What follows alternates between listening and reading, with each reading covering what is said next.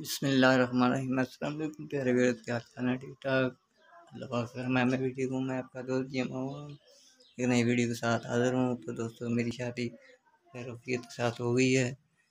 तो ये मेरी यानी कि जहेज़ है मेरी बेगम का, वो मैं आपके साथ शेयर कर रहा हूँ।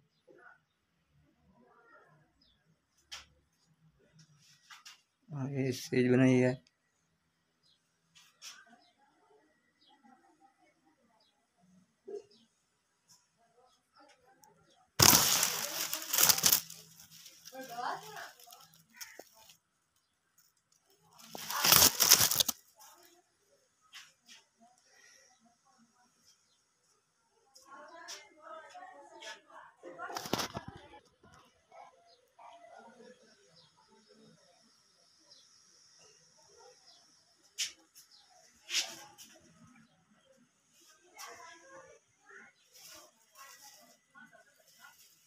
जी हमारी बड़ी है।